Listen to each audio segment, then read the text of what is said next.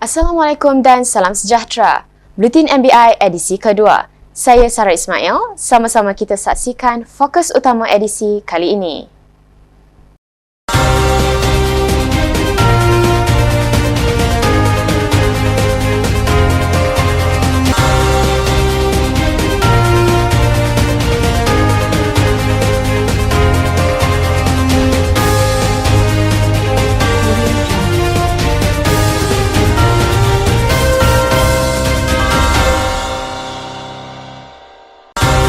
Kinta Riverwalk di Ipoh kembali meriah. Projek Light tarikan baharu di Taman Medan Selera Datuk Tauil Azhar. MBI edar 20,000 unit tong sampah percuma tahun ini.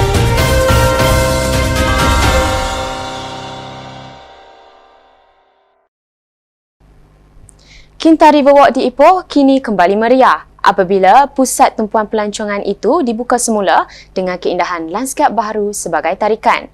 Pembukaan kawasan rekreasi itu menjadi pelengkap kepada pelancongan Pekan Lama seperti yang digariskan dalam rancangan kawasan khas RKK dan Ipoh Walkable City serta rancangan tempatan Ipoh 2035.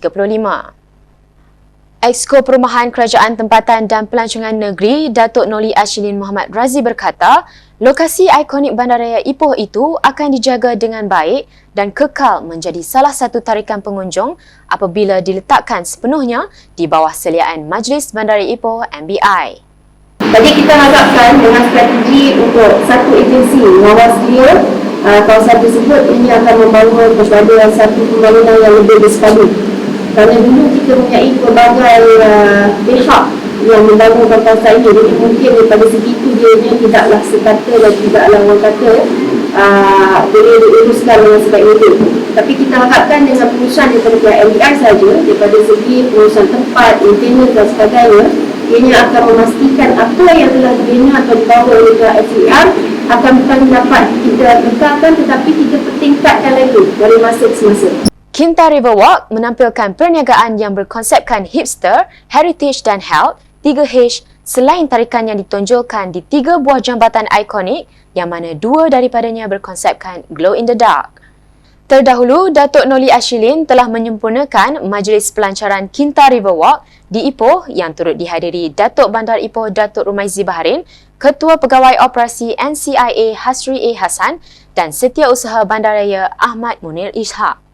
Dalam pada itu, beliau berkata, untuk tahun 2022, sasaran 6 juta pelancong ke negeri Perak mampu dicapai memandangkan sektor pelancongan kembali rancak meskipun masih lagi dalam Pelan Pemulihan Negara PPN.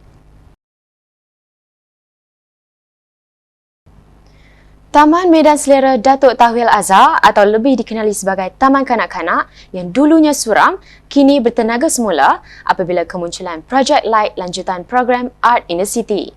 Karya dan kreativiti yang dihasilkan anak tempatan itu sebagai usaha untuk menghidupkan Bandaraya Ipoh berkonsepkan seni, warisan dan budaya. Exco Perumahan Kerajaan Tempatan dan Pelancongan Negeri Datuk Noli Ashilin Muhammad Razi berkata, projek tersebut merupakan lanjutan daripada program Art in the City oleh Agensi Pembangunan Ekonomi Seni Budaya, Cendana, Kementerian Komunikasi dan Multimedia Malaysia, KKMM, dengan kerjasama Think City.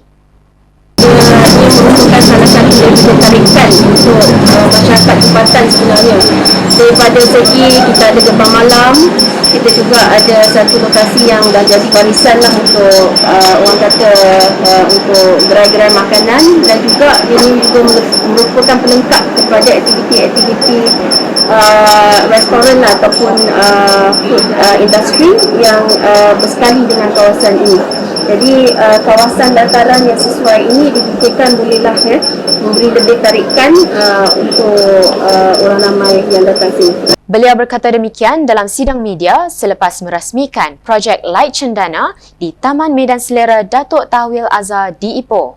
Hadir sama Datuk Bandar Ipoh Datuk Rumaizi Baharin, Setiausaha Bandaraya Ahmad Munir Ishak, Pengerusi My Creative Venture Sendirian Berhad Nur Azmi Mat Said dan Pengarah Program Think City Sendirian Berhad Daniel Lim.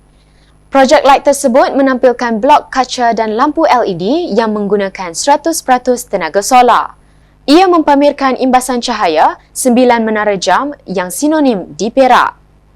Jadi pihak kami berharap melalui aktiviti The Light ini kami yang kerjasama aktiviti kita dapat membangunkan semula rejuvenate balik aktiviti seni di dalam bandar, yang mana kita dapat memberi setidak-tidaknya initiate balik peluang pekerjaan kepada mereka-mereka yang terlibat dalam program-program seperti program Light. Jadi bila kita dapat initiate, supaya itu akan menjadi satu kickstart yang untuk boleh menjalankan balik ekonomi kepada pegiat-pegiat seni yang kita tahu amat terkesan semasa PKP.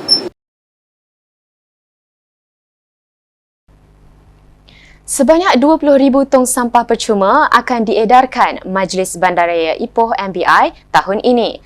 Datuk Bandar Ipoh, Datuk Rumaizi Baharin berkata, pemberian tong sampah percuma itu akan dibuat secara berperingkat mengikut zon di bawah kelolaan Ahli Majlis MBI. Menurutnya, ia merupakan salah satu inisiatif yang digerakkan bagi memupuk masyarakat supaya menjadikan penjagaan kebersihan sebagai budaya terpuji dalam meningkatkan kualiti persekitaran. Dia macam ni, ikut keperluan. Tapi sekurang-kurangnya kita tahu, dua zon utama, zon Manjoy dengan zon Meru, memang dah kita berikan kepada konsesi yang menyediakan tong sampah, macam Perak. Dan 22 zon lagi kita akan bagi ke keperluan. Tapi sekurang-kurangnya 20,000 akan kita agihkan. Tapi kalau ada kemampuan kita lebih, mungkin lebih daripada itu. Ya, permintaan. Beliau berkata demikian ketika ditemui media pada program pembudayaan amalan penggunaan tong sampah di Kampung Baru Tanah Hitam di Ipoh. Hadir sama Ahli Majlis MBI Zon 1, Datuk Mazlan Abdul Rahman. Hampir 500 unit tong sampah telah diedarkan kepada penduduk setempat. Pertama, paling asasnya kita memberi kepada penduduk-penduduk Kampung Baru Tanah Hitam ni merupakan satu untuk sambutan Hari Raya. Ini satu rezeki pada penduduk-penduduk Kampung Baru Tanah Hitam. Dan yang keduanya, kita juga ingin mendidik. Maknanya dengan adanya Majlis Bandaraya Ipoh ini memberi tong sampah hampir 500 buah tong sampah pada hari ini, kita dapat sedikit sebanyak mendidik masyarakat kita supaya menjaga pembuangan sampah jangan berlaku sampah haram, dan mendidik juga anak-anak daripada supaya sampah itu dibuang secara yang baik. Penganjuran program Menteri Besar Bersama Rakyat mesra menjadi inisiatif terbaik dalam usaha merapatkan hubungan kerajaan dengan masyarakat. Menerusinya, pelbagai aktiviti dan sesi libat urus dianjurkan dalam mendalami isu atau masalah yang dihadapi penduduk di negeri ini. Baru-baru ini, program itu telah diperluaskan di kawasan Dewan Undangan Negeri Dun Manjoy Perak. Program sehari itu melibatkan beberapa siri lawatan di beberapa lokasi terpilih dan aktiviti bersama rakyat. Antara aktiviti yang dianjurkan adalah sesi dengar dan dialog bersama warga pendidik di Institusi Latihan Perindustrian ILP, sesi libat urus bersama penjawat awam, pemimpin tempatan dan warga keselamatan, serta program santai bersama Menteri Besar di Dewan Azumu halaman Meru Impian Ipoh.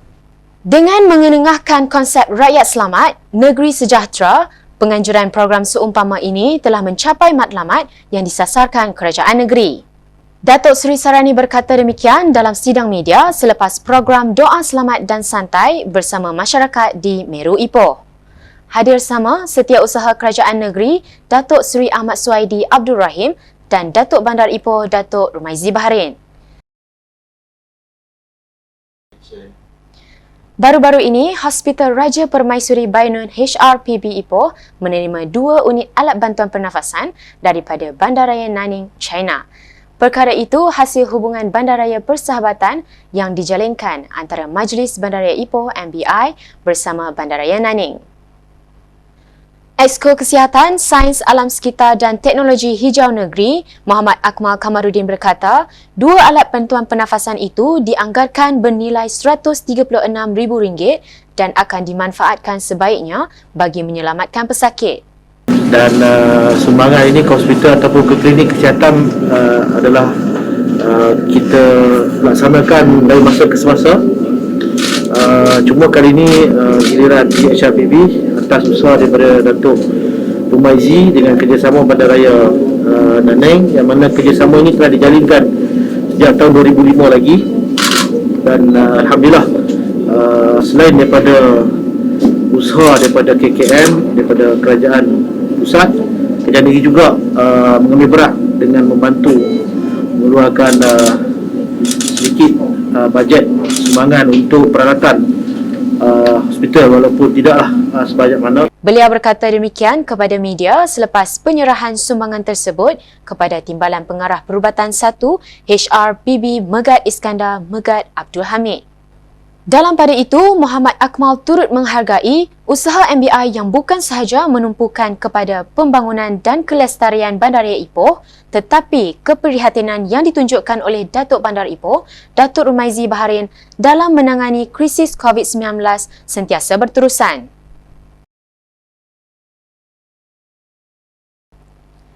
Prihatin dengan keperitan dan kesulitan yang dihadapi keluarga kanak-kanak pesakit kanser mata dan paru-paru, Majlis Bandaraya Ipoh MBI tampil hulur sumbangan.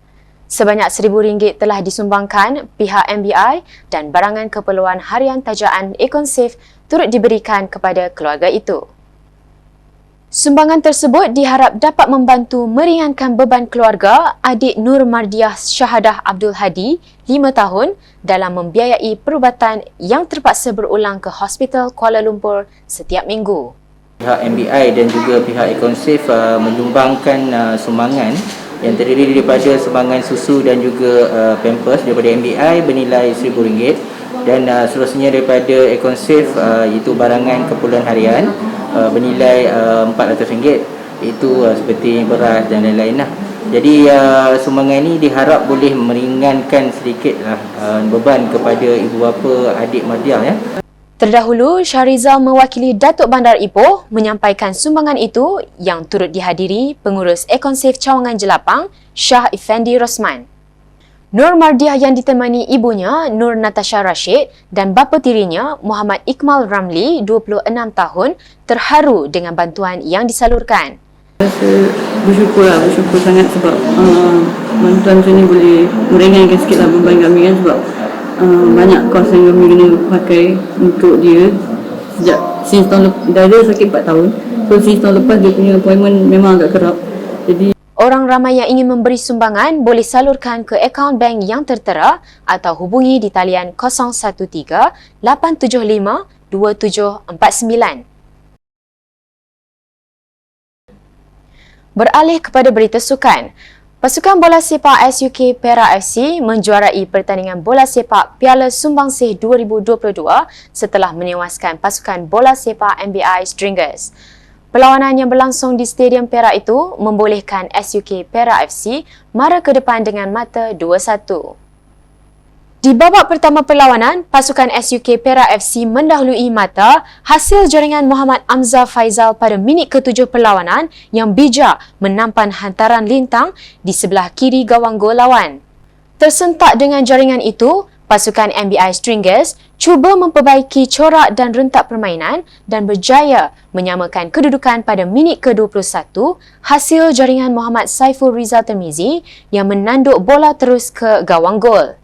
Kedua-dua pasukan cuba menggandakan mata namun gagal sehingga tamat separuh masa pertama. Bersambung babak kedua perlawanan, nekat untuk menambah mata, serangan bertali arus yang dilakukan SUK Perak FC akhirnya berjaya membuahkan hasil pada minit ke-71 melalui jaringan Muhammad Badrul Zaman Tahir yang mudah menolak masuk bola daripada tengah kotak penalti MBI Stringers. Pasukan MBI Stringers cuba untuk menambah jaringan namun percubaan beberapa pemain untuk meloloskan gawang gol SUK Perak FC gagal. Kedudukan 2-1 kekal sehingga ke wisil penamat perlawanan. Kemenangan itu melayakkan SUK Perak FC menjulang Piala Sumbangsih 2022.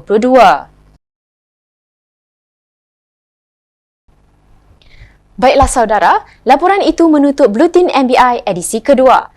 Keluarga Malaysia kekal amalkan SOP. Lindung diri, lindung semua. Di kesempatan ini, kami warga MBI ingin mengucapkan Selamat Tahun Baru Cina kepada seluruh masyarakat Tionghoa yang merayakannya di Malaysia, khususnya di negeri Perak ini. Dengan itu, Assalamualaikum dan salam hormat.